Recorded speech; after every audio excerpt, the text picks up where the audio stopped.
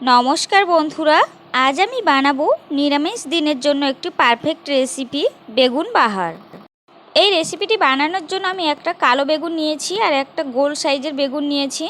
তো আমার এক রকম সাইজের বেগুন ছিল না, সেই জন্য আমি দু রকম সাইজের বেগুনটা নিয়েছি। আর লম্বা বেগুনটা একটু পোকা ছিল, তা কেটে বাদ দিয়ে দিতে হয়েছে। তো তোমরা চাইলে এক সাইজের যে কোনো বেগুন নিতে পারো, বা এইভাবে না কেটে গোল গোল করে কেটে নিতে পারো। আমি এখন এগুলোকে নুন হলুদ মাখিয়ে নেব, একটু নিয়ে 5 মিনিট থেকে 10 মিনিট মতো রেখে দেব বেগুনটা নরম হয়ে যাওয়া পর্যন্ত। তারপর আমি বেগুনটাকে একটু ভেজে নেব।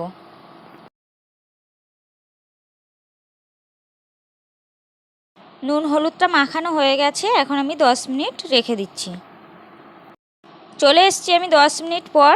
একটা ফ্রাই প্যান বসিয়ে গরম করে দিয়ে দিয়েছি পরিমাণ মতো সরষের তেল। তেলটা গরম হয়ে গেছে, এখন আমি বেগুনগুলোকে একটু ভেজে নিচ্ছি। তো দেখো, বেগুনগুলো আমার ভাজা হয়ে গেছে, এপিট ওপিট একটু লাল লাল করে আমি ভেজে নিয়েছি। এখন আমি বেগুনগুলোকে তুলে নিচ্ছি। কড়াই গরম করে দিয়ে দিয়েছি যথেষ্ট পরিমাণে সর্ষের তেল। তেলটা গরম হয়ে গেছে, এখন আমি দিয়ে দেবো এর মধ্যে 2টো এলাচ আর দারচিনি। তোমরা চাইলে এটাকে স্কিপ করতে পারো। এখন দিয়ে দেব একটু সামান্য গোটা জিরে, দিয়ে একটু নাড়াচাড়া করে নিচ্ছি।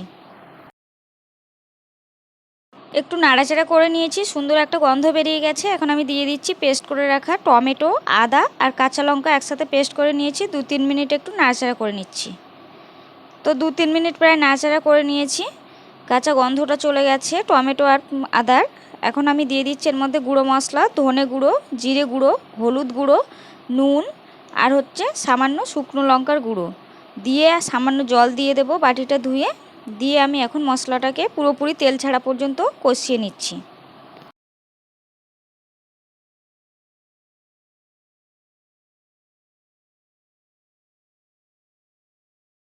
মশলা কষানো হয়ে গেছে, মশলা থেকে পুরোপুরি তেল ছেড়ে দিয়েছে। এখন আমি এর মধ্যে দিয়ে দেবো পেস্ট করে রাখা পোস্ত, কাজু, কিশমিশ একসাথে ভিজিয়ে রেখেছিলাম কিছুক্ষণ, তারপর পেস্ট করে নিয়েছি। এখন আমি এটাকে পুরোপুরি রেডি করে নিচ্ছি। তো মশলাটা আমার পুরোপুরি রেডি হয়ে গেছে কষানো, মশলাটার থেকে তেল ছেড়ে দিয়েছে। আর কড়ার তলা থেকেও ছেড়ে দিয়েছে পুরোপুরি, মশলাটা একদম রেডি হয়ে গেছে। এখন আমি এর মধ্যে দিয়ে দিচ্ছি 1/2 কাপ মতো জল। জলটা তোমরা তোমাদের পরিমাণ মতো দেবে।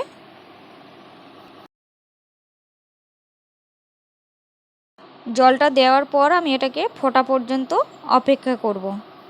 আর তোমরা চাইলে এই রেসিপিটার মধ্যে দইও ইউজ করতে পারো, টক দই। তো আমার টক দই ছিল না বাড়িতে, সেই জন্য আর আমি দিতে পারিনি। তো জলটা ফুটে গেছে দেখো। এখন আমি এর মধ্যে দিয়ে দেব এক এক করে বেগুনগুলো।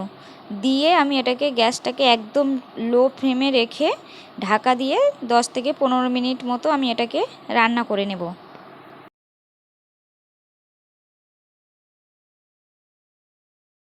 আমি প্রায় 15 মিনিট মতো এটা রান্না করে নিয়েছি। মাঝে 2-3 বার একটু নাড়াচাড়া দিয়ে নিয়েছি। এটা বেশি নাড়াচাড়া করা যাবে না, কারণ বেগুন যেহেতু নরম ওই জন্য ঘেটে যাবে। তো আমি হালকা করে করে 2-3 বার নাড়াচাড়া করে নিয়েছি। গ্রেভিটাও ঘন হয়ে গেছে, এখন আমি নামাবো। তো নামানোর আগে আমি এর মধ্যে দিয়ে দিচ্ছি সামান্য পরিমাণে চিনি। আর একটা মশলা আমি করে রেখেছি আগেই, ধনে, জিরে, মৌরি, তারপরে রাঁধুনি ভেজে একসাথে মশলাটা গুঁড়ো করে নিয়েছি, সেটাই দিয়ে দিলাম। আর দিয়ে দেবো সামান্য একটু ঘি। ঘিটা চাইলে তোমরা স্কিপ করতে পারো। তো এটা দিয়ে আমি একটু নাড়াচাড়া করে নেব। আর কাঁচা লঙ্কা চাইলেও তোমরা দিতে পারো উপর থেকে। তো একটু গ্যাসটাকে হাই করে এটাকে আমি একটু নাড়াচাড়া করে 2-1 সেকেন্ড, তারপর আমি গ্যাসটা অফ করে দেব। তো আজকের রেসিপিটি এ পর্যন্ত। সবাই ভালো থেকো।